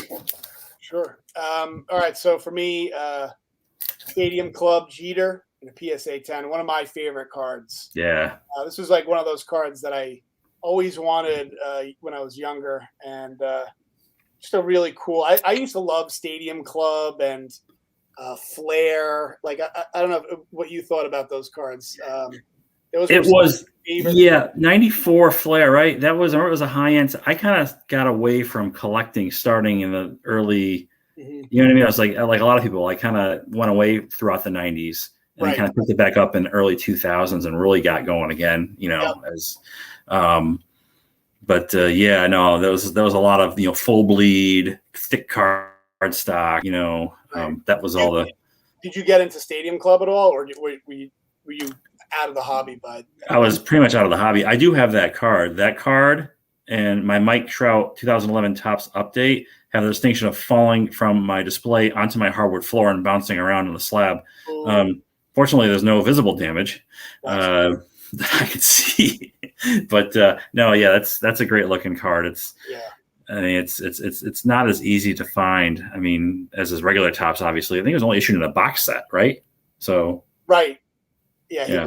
Look how skinny he is in this too. Yeah. Like, who would have thought that this guy would turn out to be, a first ballot Hall of Famer? And I would have been like, nah, he's probably not going to be very good. It's a good thing I'm not a scout. Yeah. No, he what a career. I mean, what a storybook career fell to the Yankees, dreamed about playing shortstop for the Yankees, becomes a Yankees legend, 20 years, everything just went right for that guy. And quite a resume of after hours activities, Yes, absolutely. Living in Manhattan, so I have the life. All right. So for me, up next is my 1960 Topps Mickey Mantle and a PSA 7. Very cool. PSA 7. Wow. PSA 7. I think I might have. This one's probably too high on my list. I shouldn't have it this high, but the Maddox traded Tiffany in a PSA 10. That's a good 7 Topps. Yeah, this is an awesome card, but shouldn't be this high on my list. I must have messed up, but there we are. There we go. Well, let me see. I have that card. Let me just see what the. Yeah, it's like I don't know, like $500 is probably my guess. Well, no, actually. Higher. I have it at. I checked and it looks like recently 800. Oh, okay. Wow, $800. Holy moly! Yeah. Okay. I don't know if it's gone up that much. It might be somewhere in that area, or maybe I just some bad comps, recent high nutso buyers, but that's what I have. So well, that's the amazing thing about that COVID spike. That everybody's like, oh, the cards are coming down, but like. I think I bought this right before the COVID spike for like 200. Like that's, you know what I mean? Like that's, and everybody's like, well, everything's down. I'm like, well, it depends on how you look at it, I guess. So I was worried that cards would tank starting early March when COVID was kicking in, and I thought, oh, great. And I just bought, and I had just bought an Ortiz Ultra. The not the Flair, the Ultra one, the better one, right? Yep. I ended up returning it, but I remember thinking, oh my God, I just paid $500 for this card. It's gonna and I returned it because I wasn't happy with the 10. It wasn't a very good 10. Now that card is like almost $2,000, I think. So I have just a regular Fleer, and that almost made this list. He's going to the Hall of Fame. I like Ortiz. Don't know if I'll get around to getting his rookie though, but all right. So I have that was 60. So I have another Mantle, and Mantle heavy, my 58 Topps and a 6.5. Awesome. Oh man. Nice. Do you have every Mantle Topps card? Yeah. I have a video that's called the PSA registry set, base Mantle set. I have that. And you have every Mantle Topps card? No, not so. I don't have like all the all-star cards. I don't have I have the registry, the basic set, which is if the Bowman and Topps regular baseball cards. You know what I mean? Doesn't include the other things like the Hank Aaron Mantle combo card and the Maze. Right. Yeah, that's the master set. You got the main ones though. That's. I got all the basic.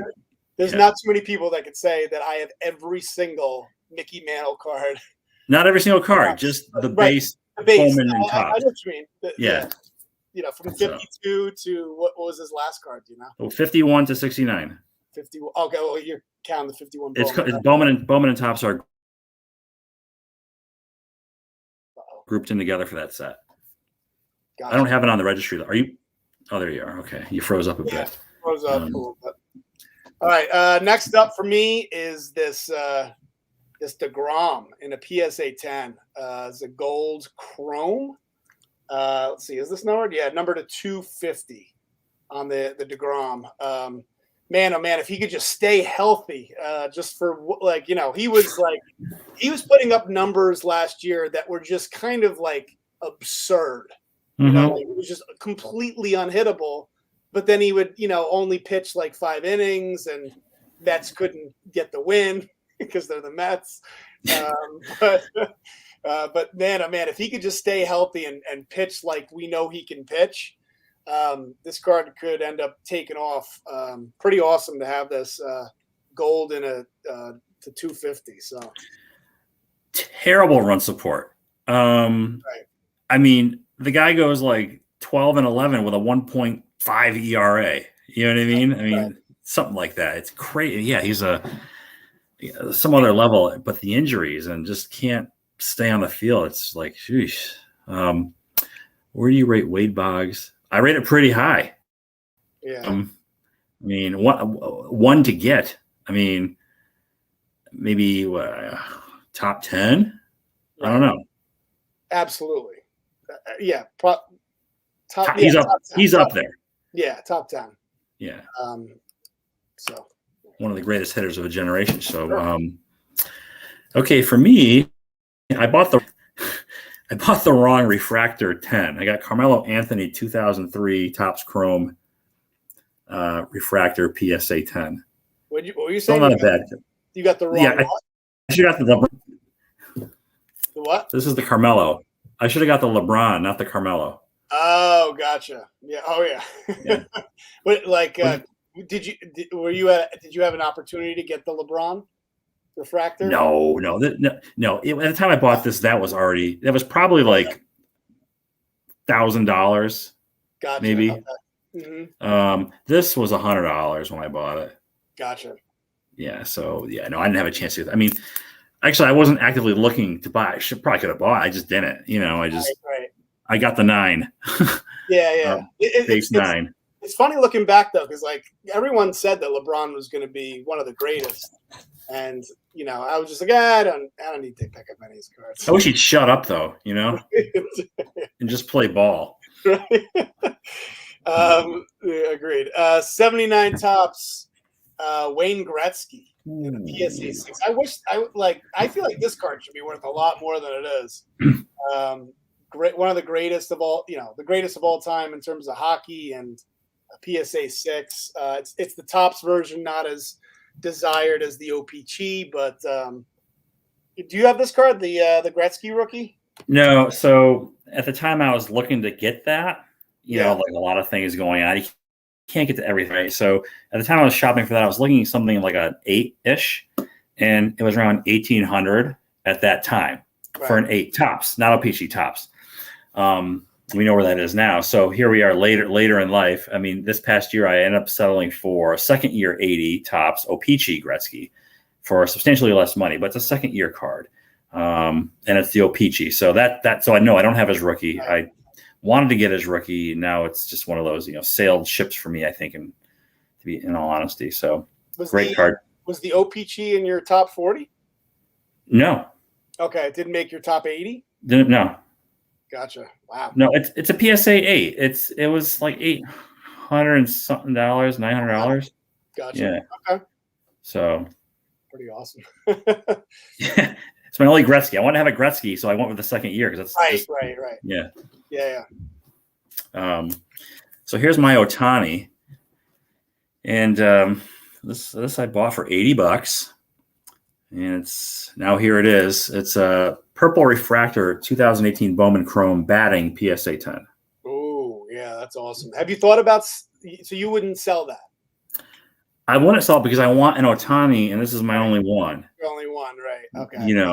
I like what this guy does. And, right. I have thought about selling a couple of Ohtanis just because, Ohtani's got so much talent, obviously, but there's just always that, that he there's so many opportunities for him to get injured. You're pitching and then you're hitting, and that and what was it, like only a year and a half ago when we didn't even have Ohtani as one of the top players in baseball, and now all of a sudden he's unanimously in that top 5 discussion. He's healthy. Yeah. I mean, he's healthy. So, I mean, like I said, I mentioned this for $80. Right. Yeah. So if it goes down, give it, whatever. Right? It's not like I didn't just buy it. So. True. But yeah, that's what I have here. It's a number to 250. The purples are numbered to 250. So it's a numbered card, which is kind of like people are migrating towards these days to get away from the sea of printed everything, So right. That was like another thing I was, when we talk about like the state of the hobby, people are getting, collectors for whatever reason are paying big money for the short numbered cards, refractors, and the base cards are coming way down. The ones that have where there's 20,000 PSA 10s. Yeah. But it's getting a little too crazy, I think. Like it's getting too much where like the refractors are going like this and the base cards are going way down too. I think they're going down too much. So here's for me, I think I picked this up recently. This is the Mickey Mouse. Have you seen this one? I have. Yeah. So I don't know. I just thought it was such a cool card. And 1931, the fact that this card even exists to me is insane. And look at the condition on this too. I don't know if you could tell, but the condition on this is pretty insane, even for a PSA 6. So I thought this was really cool. It's like I think he invented like Mickey in 1928. So this was like 3 years after he had come up with this character. So pretty cool vintage card, even though it's oddball. It's a cool collection piece. I mean, never seen anybody else show that on YouTube. So, I mean, it's not something you see all the time.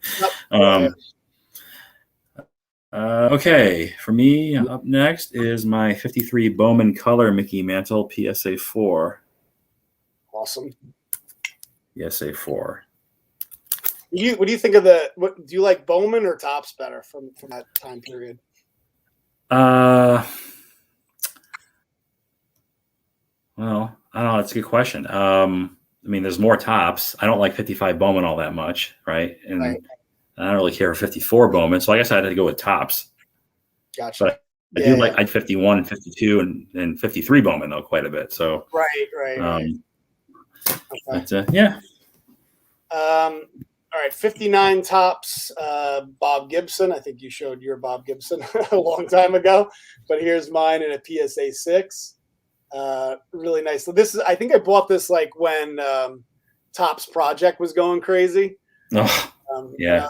I was like, I got to buy the, I'm going to buy the real version. Like, I'm not spending a bunch of money on Topps Project, but I will spend money on like what they're trying to imitate, which is the real card. So that was sort of what got me into this. Like, I always wanted to get this card, but like when I started to see it being imitated in all these Topps Projects, I was like, I want to get the real version, get like a really nice version of it. So, really like that card, even though it's, I don't know what they were thinking with the pink background. I like it. I don't know. It looks good. Yeah, it does. It does. Something about it works. Yeah, I spent a few dollars on Topps Project. But I think the Topps Project might have impacted the price of the cards that they were recreating, right? Mm-hmm. So I think a lot of those cards might have seen market bumps as a result. Absolutely. Yes. Henderson and Griffey, that one, Ichiro, Topps Project. And then they watered down the whole Topps Project by doing Project 70. So too soon in my opinion to come back with it. There was a card recently that I saw that was just like, it was so ridiculous. They've really gotten creative with these Topps Project cards. Yeah. They're gotten like so many. It's been some clever ideas that I just was like, maybe I'll just buy it for that. Like there was a Babe Ruth. Like I don't know if you saw that one that I picked up. It's like he's like all muscular. It's like almost like a garbage pail kid type. Was it a 1970? Was it 1970 Topps themed sort of background border? Yeah, I think so. I think you're right. Yeah. I think that artist does that for everything. I think. Okay. Okay. I've been following it. I got so burnt out on 2020 that I'm like, and there's like this set is like even more massive. So it's like, you know what? Bought a couple early on, and that's it. I exited. All right, so I'm up to this again. Here's another card that, like the Ichiro, hard to comp. Don't see a lot of sales of this one. It's a 2001 Topps Gold Pujols rookie card. Nice. So did you pick up the Pujols and the Ichiro at the same time? No, I got them separately. The Pujols was $125. That came first. The Ichiro was like $200 and something. And then that joint card I saw, the one I had last time, the one where they're together. Right. That came last. That was a couple $100, I think, at the time I bought it. So, but these are rookie cards, and this is the gold. So that's awesome. PSA 9. Next, we're almost at 41. I think we're like probably at like 46, 47 or something like that. That's all I got left. Yeah. So for me, next card is going to be the Dave Winfield. This is 74 Topps Dave Winfield at a PSA 9. So this was one of those things where I was trying to find the best card that I had from every year, from 1952 to, I don't know if you saw that video. To 20. Yeah, I did the same video. Yeah. Okay. Right. I think I inspired some other. Inspired me and a couple other people. Yeah. Yeah. And I didn't own. I couldn't find one single 74 Topps card, so I went ahead and bought the Dave Winfield in a PSA 9. I used to have this card. I think I must have given it away at some point at one of my giveaways. And I was like, now I don't have a 74 Topps card. And so I ended up getting this in a PSA 9. So I guess I made up for it. That was a good video because you had to dig deep when you got into like the 90s for like, Richie Sexton rookies. And... Yeah, it was pretty funny. Like I remember doing my video and being like the late 1990s and early 2000s. Like my best card was like a Wade Boggs in his Devil Rays uniform. Yeah, like a Scott Brocious in there at one point. Right, Scott Brocious. Exactly. That was good. All right, so I just talked about how I don't really like this set, but I had to get this card to complete that particular set I have. The Mantle 55 Bowman in a 5.5. Nice. Nicely centered. We're getting to some fire now, although we'll be stopping, unfortunately, at 41. If you guys want to see 40-1, I'll put a link below. But you'll see even more fire if you watch that video. And here is the 84 Fleer update, Clemens, and a PSA 10. So definitely the card to get from that 84. We were talking about recently the 80s, like one of the best sets of the 80s. Yeah. How about this 84 Fleer update set? The amount of like fire in that set with Puckett and Gooden and Clemens, among others, Brett Saberhagen. When you were a kid, you couldn't find that set anywhere. You could just see pictures of it in Beckett, Exactly. Yeah. I don't know what the print run was on it, but it was impossible to find back then.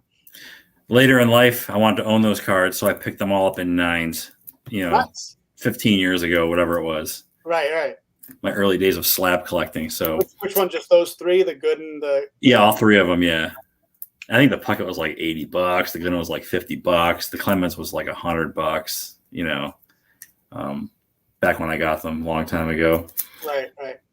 All right, so here's this is just a base card in a 9, but it's Topps last year of basketball cards. These are very limited. I think it's limited to. Is this limited to $9.99? I think there's like $999 each of these cards. So here's Stephen Curry. Yeah, that's becoming a really iconic card too. That Steph Curry. Yeah. It's kind of a big deal in the hobby. Yeah, so it's not the refractors. I think the refractors are numbered to 500, and the base tops. Or am I thinking of the chrome? I don't know what I'm talking. Anyway, it's not as limited as Right. It's not chrome. It's just tops, and even then, it's not inexpensive these days. And the thing about these though is like you get this guy, you got James Harden. They're in their t-shirts. They're not really in their uniform, so it kind of looks like a picture of a dude. So I know what you mean. All right, so at number 45, or 45, at least that's what I have, is the not MJ, Magic for Julius Erving. If Jordan was maybe the fourth guy on here, that would still an MJ, Magic Johnson. Yeah. Oh, true. Right. Maybe that's why I was saying MJ. Yeah. But yeah. This card is you have one of these, right? But a little bit higher grade. Right? Not the last time. Yeah. Right. I really like this card. This is such a cool, like, it's just so cool that it's Magic and Bird's rookie card on one card.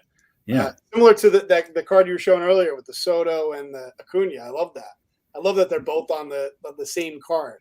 Yeah, it's an obscure. That's definitely an obscure one. This is what drew me to it. Yeah. You just don't see it. I don't know. We're getting close to the end, so it must be like 44 or something. All right, so this is my 1957 Topps Brooks Robinson rookie and a PSA 7.5. Oh, nice. Brooks Robinson. That is awesome. Yeah. What's the 7.5? Okay. 7.5. Yeah. Ooh, I want that card. Okay. All right, next up is the 89 Upper Deck Griffey and a PSA 10. You had this much lower on your list, but still such an awesome card. You gotta own a Griffey, a graded Griffey. Doesn't have to be a PSA 10, but I feel like everyone needs to have one of these in their collection. I got three. Otherwise, I'll make fun of you if you don't own it. I have an 8, a 9, and a 10. Do you? Nice. The 8 came from the collectible card club pack full. So did you see this? Triple twos. He's the one that sold me the cap. Remember I was telling you about the Cap Anson? Yeah, this is a dude, huh? Yeah. Wow. It was fate. It was the fact that we were both at the same hotel. The fact that he had the card that I wanted. But yeah, I love that Cap Anson. So it's like a one. It's like a one of one. Why wouldn't I? But his collection is nuts. His T206 collection. I gotta check it. I don't know if you have videos, but one of the greatest T206 collections I've ever seen in my life. Probably the greatest T206 collection I've ever seen. It was incredible. But anyway, to check that out. Back to you. Yeah, we're down to our last 3 cards, Joe. Okay, so this was a big card it's still kind of a big card, but this was really big during the nutso period of time. Kobe LeBron. This is actually Kobe Bryant's 2008, and this is Topps Chrome. Topps Chrome. Oh, you got that at a 10 too? Oh my god. Yeah. How much is that card going for? Do you know? I really want to get that card, but I feel like the ship has sailed on that card. I don't think I'm gonna pay whatever you're about to tell me. So this is recent comp. I've got this one at around $27.50. $27.50. I'm not paying $27.50. Yeah. I probably should, because it'll probably keep going up. Yeah, this is I can't do it. $3,000 for, like, what year is that? Like, it's his 12th year card. Right, it's a 12th year card. I mean, it kind of reminds me of the Pee Wee Reese. Like, it's such a cool card. That it's like, and it's not like, I compare it to the Pee Wee Reese because Pee Wee Reese, the one that I picked up, it's not his rookie or anything like that. It's just such a cool shot of him. And that's just so cool to see LeBron and Kobe on one card there. But yeah, I'm not paying $3,000 for it. Go for a 9. Right. Yeah, I might. Like, I settled for a Kobe rookie in a 9 that I got at the National. Didn't quite make it to my top 80 cards, but I picked up the Kobe rookie in a PSA 9. I might do that. So here's the Wonder Bread card. Wonder Bread Luke. Yeah, the Wonder Bread Luke. Again, a card that I bought at the height of the pandemic. But number 43. So I mean, it's still a top 50 card in my collection. But PSA 10. I was trying to, I was really getting into like the Star Wars stuff, and I was like, oh man, the 77, like the other, like the main one, is that Topps? I can't even remember. 77 Topps Luke Skywalker. Mm-hmm. Yeah, that one was in a 10 was just becoming impossible to get. So I wanted to get a 77 Luke in a 10. So that's why I got this. Basically, and you and I are both like huge Star Wars fans. A little bit.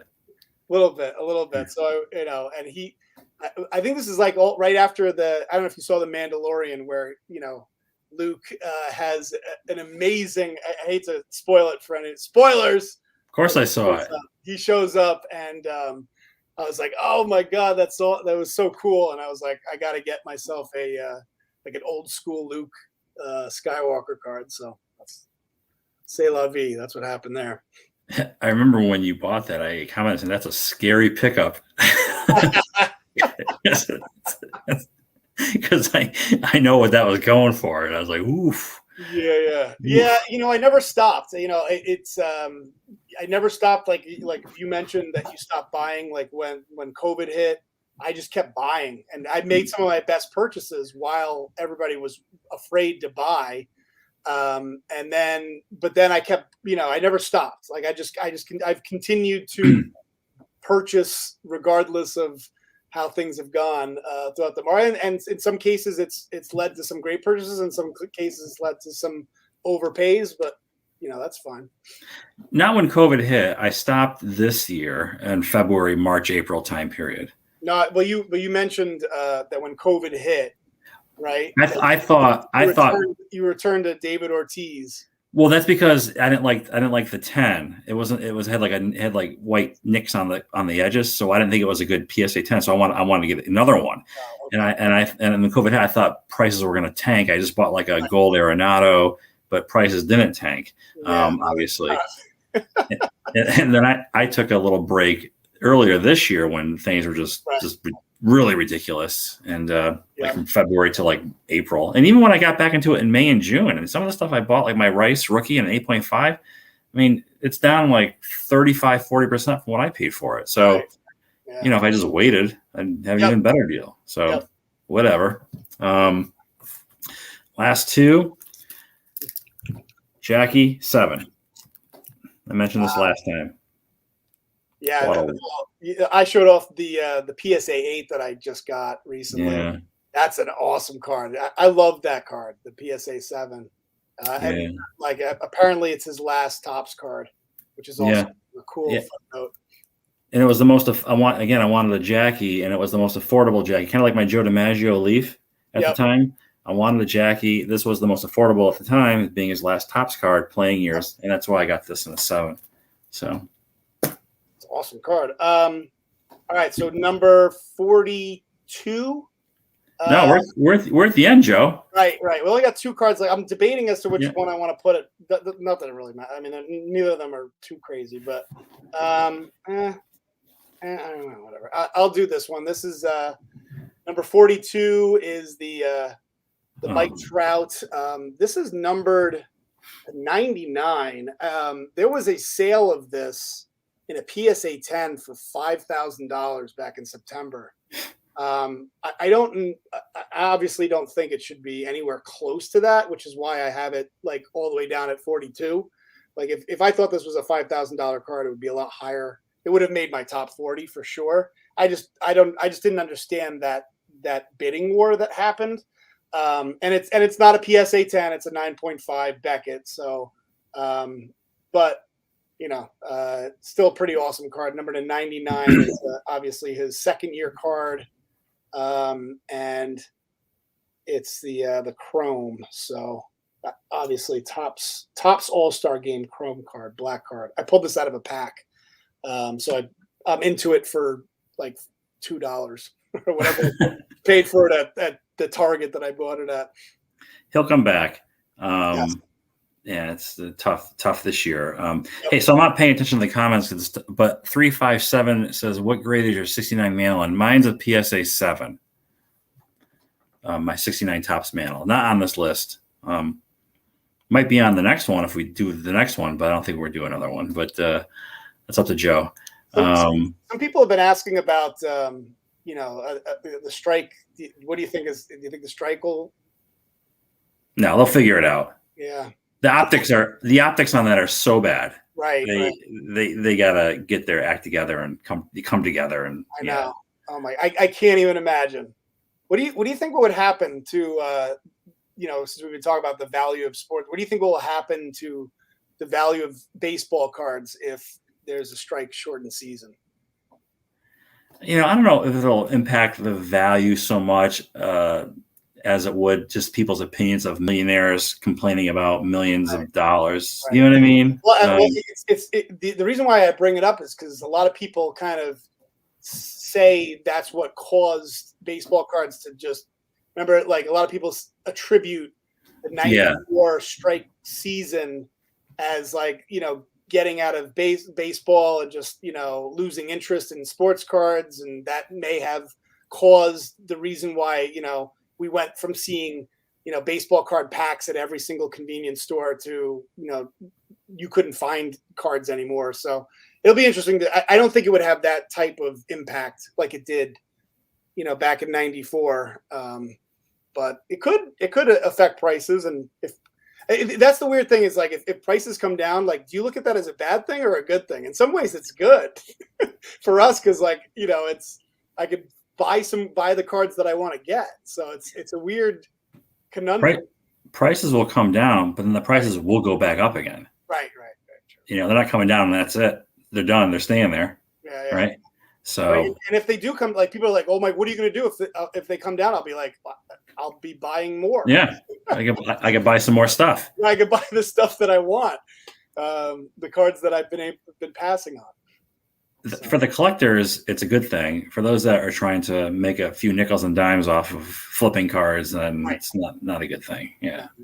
So, all right, Joe, this brings us to the end. This one actually might go up now. I mean, he's playing really well. I haven't looked, but for me, number 41 is my Bowman Chrome Kevin Durant rookie, PSA 10.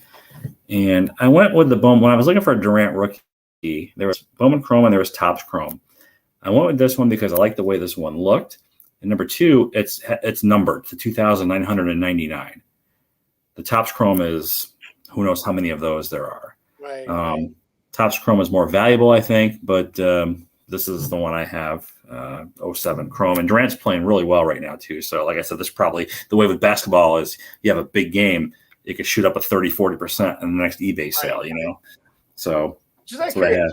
Did you have any cards that are ungraded that you considered for your top 80? At all? Did you look at that? Because I was looking at my Soto short print that I pulled out of a pack, and I was like, that almost made the list for me. The Gatorade Soto. I don't know. I have. I don't have the Gatorade Soto. I have the dugout Soto. One is in the dugout. Let me look at top 80 here. So 80 would be worth the Payton was that. I don't think so. Probably my most. I have and I want to send this one off to get graded. Maybe I'll send it to CSG because it doesn't matter what slab it is. I just want a slab. But I have a 2009 Topps Billy Crystal autographed Yankees card. Remember he signed a contract? Oh, yeah. Right. That's cool. And I think it's numbered to 10. I really don't. The card just you don't see it. I bought it because I collect Yankees on card certified autographs. I don't. But to answer your question, I don't think I have any raw cards that would be top 80. Right. Maybe in the next grouping. Yeah. Right. If we do another video like 120, we can just keep going until we get. I can keep going. I'll be showing off 87 Topps Cal Daniels cards. Well, all right. Number 12,387. I have Brian Taylor. right now at 120, I have George Brett Topps rookie PSA 8. Wow, goodness.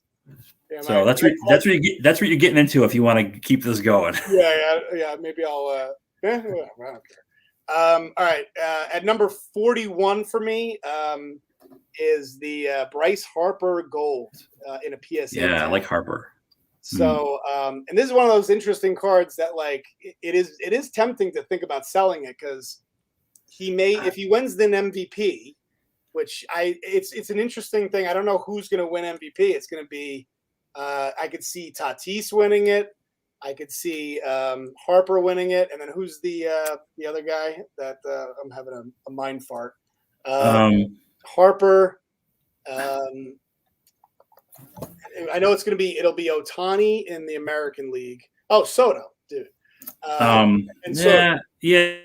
Juan Soto. Yeah, he finished really strong. Right. Like ridiculously strong. He was like tanking, and then he's in it. I think Tatis probably will get that. You think so? I think Harper's going to win it. You think so? Yeah. It's going to be close. I like Harper a lot. He's still young and he's played a lot of years. I think I would not want to. I would hold that card if that's just me. Right. No, that exactly. Like, people don't realize how young he is still. Like I actually think he's really. I've been talking about Harper being undervalued for a while. I think what hurts him is he's not as. For some reasons, he kind of rubs people the wrong way, and I get it. With the flowing hair and the big contract with the Phillies. He had he was kind of he had some attitude issues, I think, early on. He had the big the charcoal, whatever the hell he put under his eyes, right? Right. All the way down his face. Like what right. The other cool thing about this is it's numbered 1111 of 2012. So anyway, this is number 41 for me. That's I like that card. I like this card a lot. Probably should have made my top 40, but I was looking back at some of the cards that didn't make it, and thought I put that one at 41. So that was fun. Let's see. Is there any other comments we want to? Who's in it? How many people were in the chat room? 37 now. We've been going live for almost 2 hours now. Oh my goodness. So the fact that there's anybody still on is pretty awesome. They're hanging in there. Yeah, hanging in there. They're like trying to stay awake. All right, what's this? Friday night. So let's see. Bob says, what's up?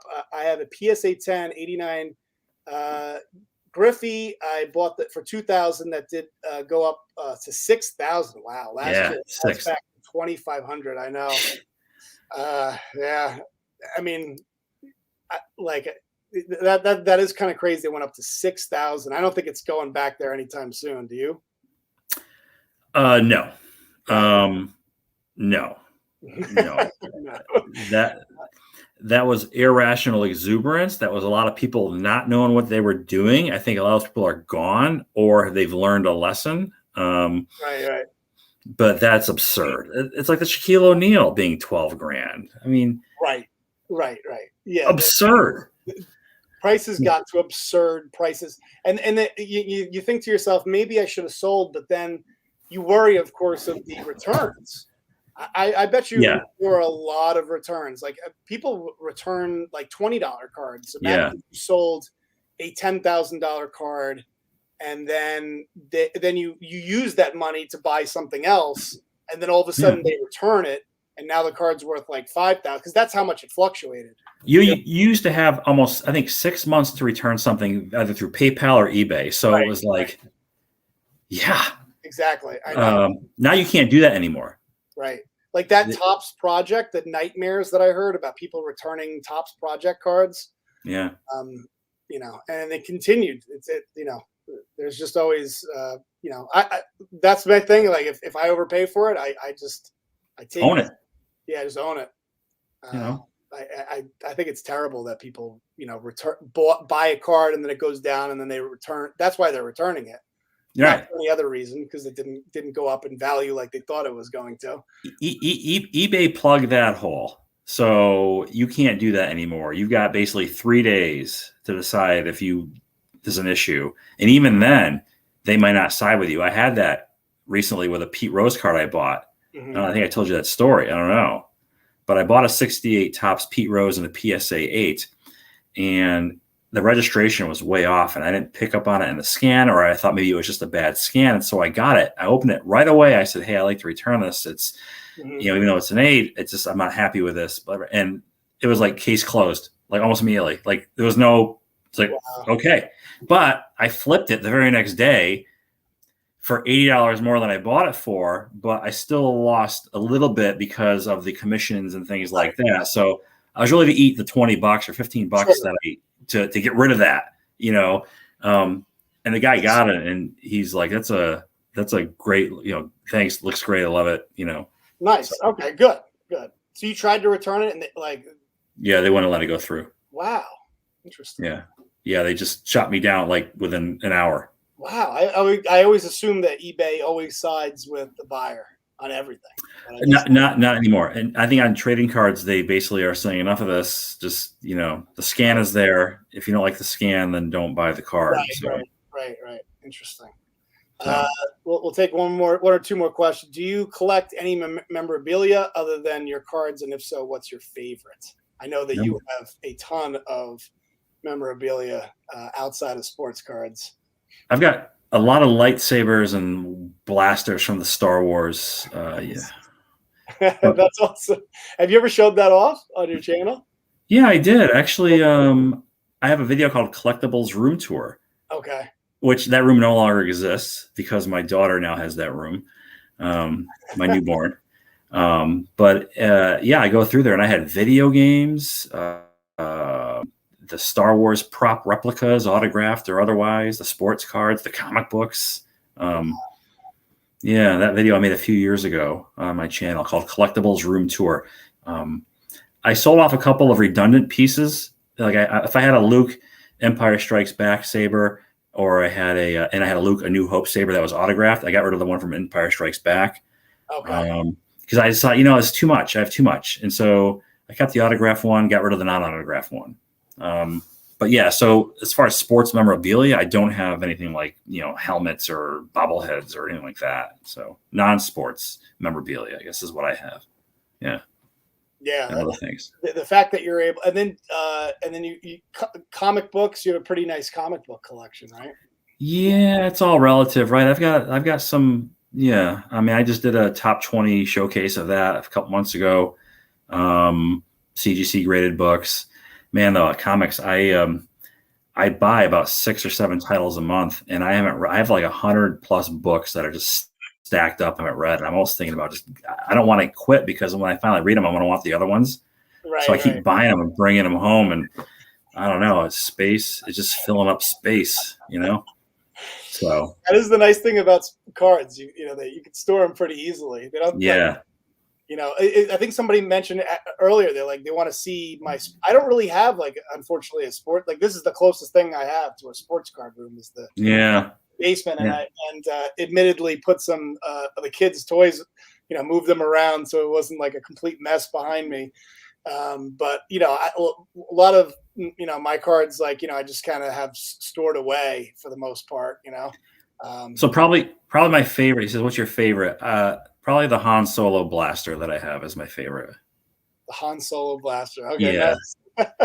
Is one of the first prop. I think it was the first prop mesh replicas did back in 2002. Awesome piece, not autographed. Just a recreation replica. It was licensed by Lucasfilm. They're all licensed, so they're not like there's some schmo making them in a garage. When you pull the trigger, does it go choo-choo? It doesn't make a noise. People ask me those questions. Like I get these, I show people like, "Oh, do these things work?" Oh, yeah, they work. A 4-foot blade shoots out of here that I can cut through your torso. It's like no, they don't work. Stupid question. Yeah. I think it would be cool to get like a lightsaber, like those lightsabers, that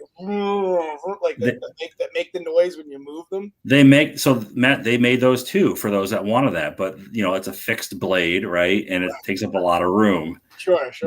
I just have the hilts under some plexi. In fact, in that room video tour I talk about, you actually could see my face in the reflection of one of the plexiglass cases. People always talk about, what do you look like? We're like, well, you could see me in that video if you look close enough. Everybody's so damn interested. I don't know what the big deal is. I'm sure my wife would love if I got a lightsaber and start walking around the house with it. Christmas. Yeah. Merry Christmas. All right. Any last thoughts, Vince, before we wrap up? I know we're going on like what? Oof. We're about to hit 2 hours and 40 seconds. I can't believe it. I haven't sat down for 2 hours and 40 seconds, and I don't know how long. I think I have rigor mortis of my left ass cheek right about now.